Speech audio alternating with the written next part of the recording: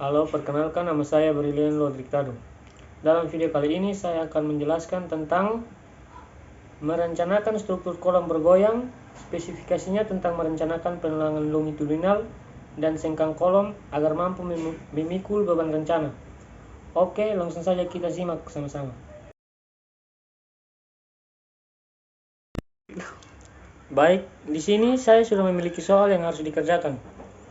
Terdapat dua permintaan yang harus kita selesaikan, yaitu yang pertama, rencanakan penulangan longitudinal dan sengkang kolom tersebut agar mampu memikul beban rencana. Yang kedua, gambarkan detail penulangan longitudinal dan penulangan sengkang. Adapun detail properties kolom atau keterangan yang sudah diberikan bisa dilihat pada lampiran. Selain keterangan yang diberikan, ada juga beban rencana dari struktur kolom yang diperoleh dari analisa dua dimensi dengan menggunakan etaps. Beban yang dilibatkan adalah beban gravitasi atau gravity load dan beban gempa atau earthquake load. Skema beban yang diterima oleh kolom dari hasil analisa struktur adalah sebagai berikut. Setelah kita sudah mengetahui keterangan dan juga gambar yang telah diberikan, kita langsung saja ke cara penyelesaiannya. Langkah yang pertama, kita menghitung beban terfaktor yang bekerja dengan menggunakan kombinasi pembebanan yang ada.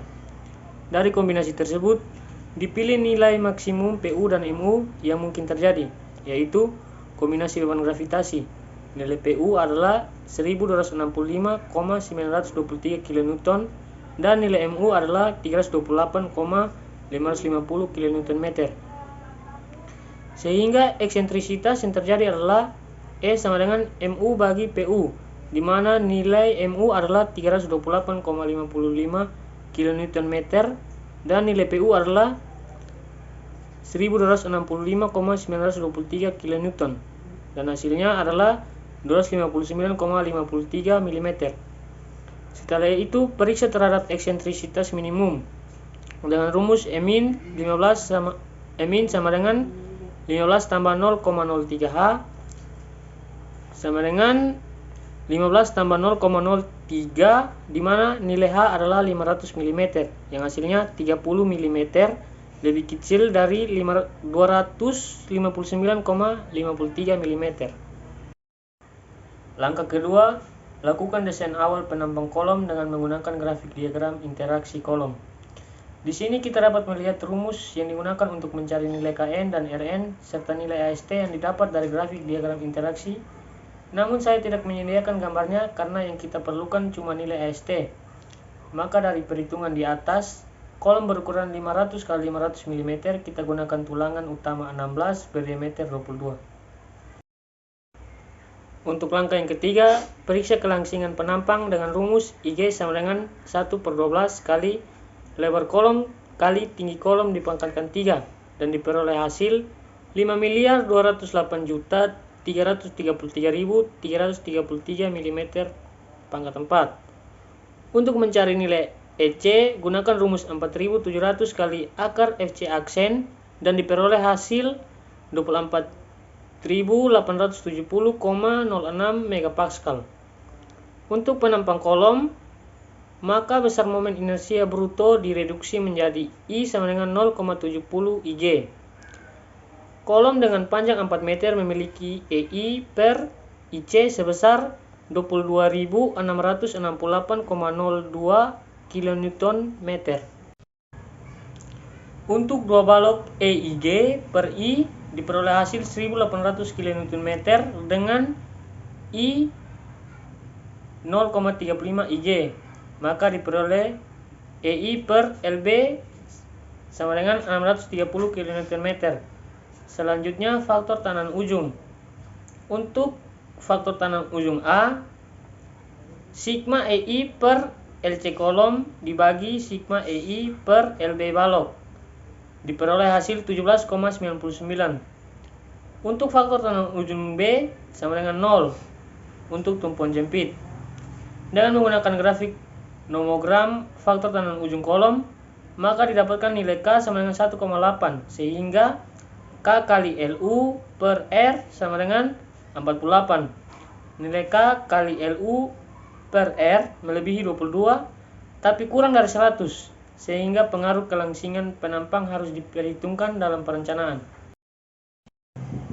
Langkah keempat, kita menghitung nilai LU per R sama dengan 4000 mm per 0,3 kali 500 mm.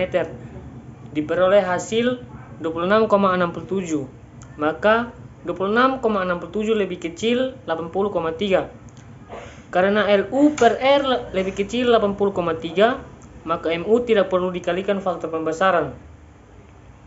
Untuk langkah kelima, hitung nilai PC yang diketahui nilai EC-nya sama dengan 24.870,06 MPa.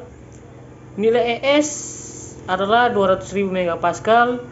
Nilai IG adalah 5.208.333.333 mm pangkat 4, dan nilai ISE 268.085.664 mm pangkat 4.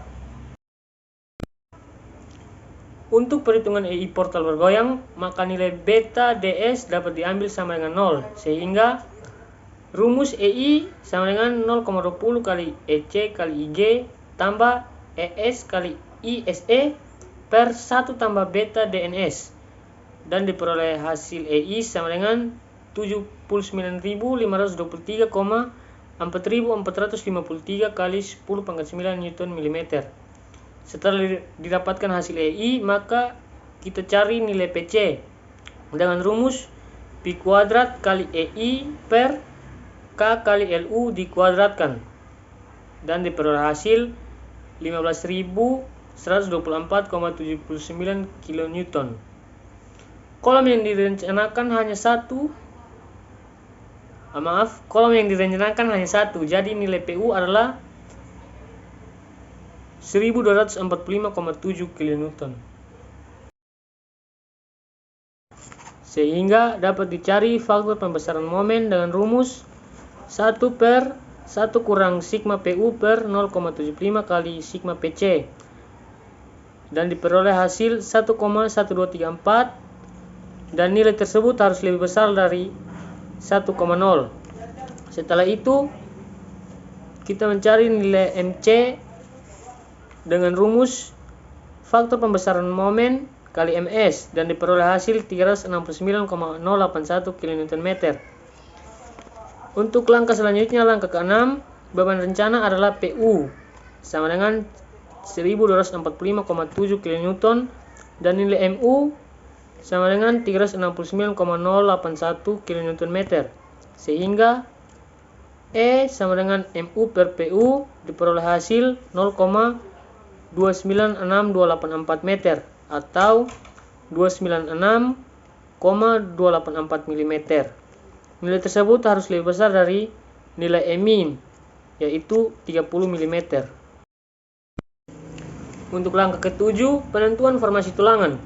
Sesuai grafik yang sudah dibuat dalam aplikasi SP Column, diperoleh rasio tulangan sebesar 2,48% dengan jumlah tulangan 16 berdiameter 22 mm. Dikarenakan dimensi kolom sama sisi, maka tulangan tersebut akan disebar pada 4 sisi kolom secara merata, yaitu 5 tulangan di setiap sisinya. Untuk itu, perlu dipastikan bahwa jarak bersih antar tulangan memenuhi syarat SNI 2847 tahun 2019 pasal 25.2.3 halaman 560.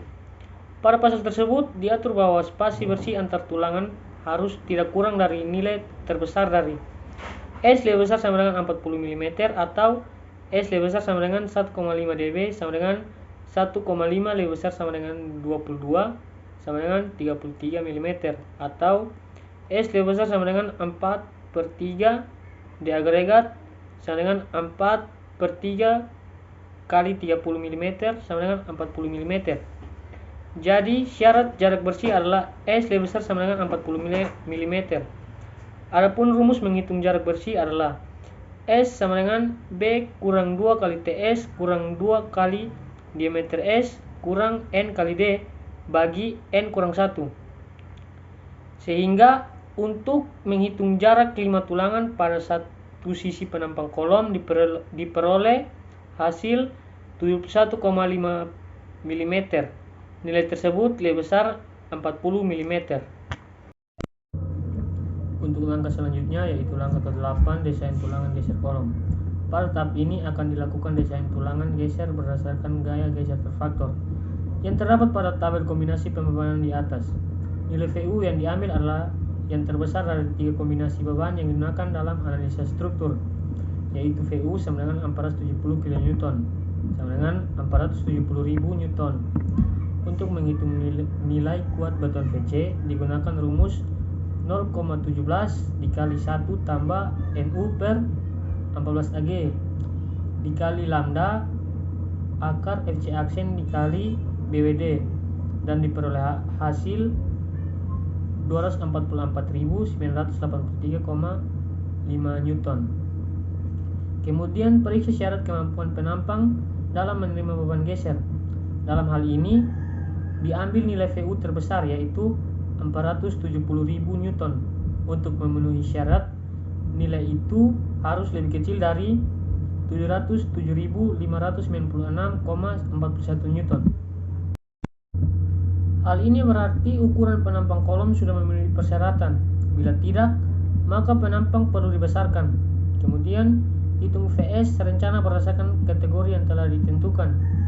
Faktor reduksi VS sama dengan VU kurang faktor reduksi VC. VS sama dengan VU kurang faktor reduksi VC dibagi faktor reduksi dan diperoleh hasil 381.683,13 Newton.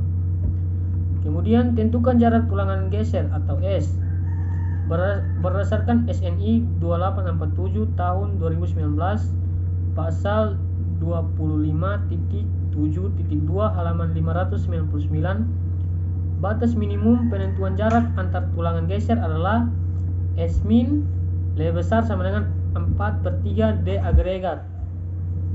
S min lebih besar sama dengan 4/3 kali 40 mm atau gradasi agregat kasar adalah maksimal 40 mm. S min lebih besar sama dengan 53 mm dan jarak maksimal yang diukur dari pusat ke pusat sengkang tidak melebihi dari nilai terkecil 16 dB sengkang atau 48 dB longitudinal atau dimensi terkecil komponen struktur.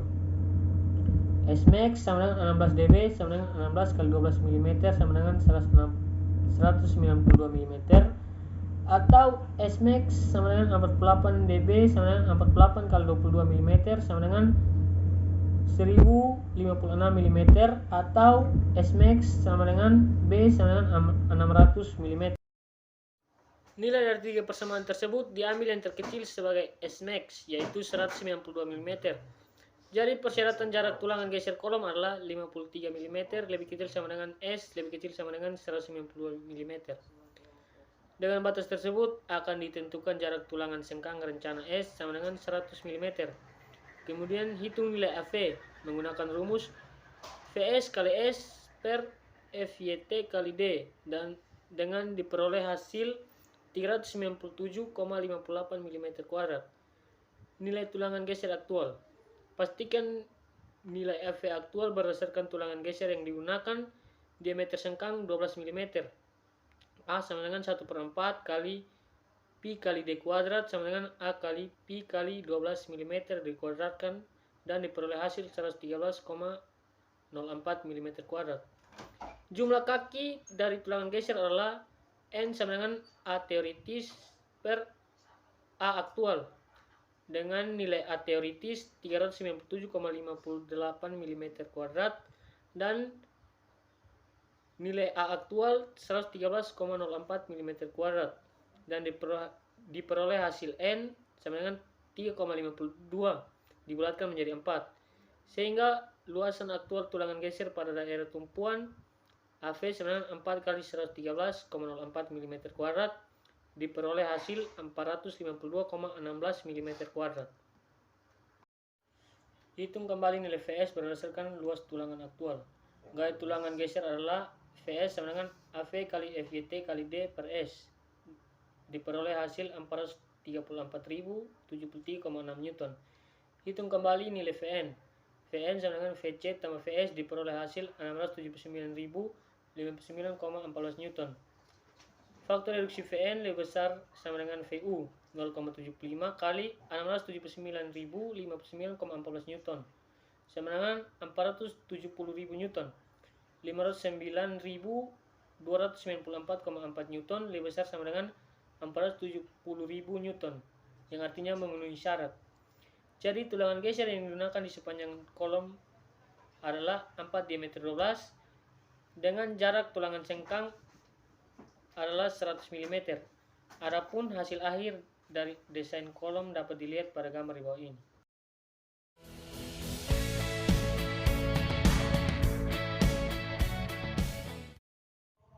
Demikian hasil pekerjaan saya. Sekian dan terima kasih.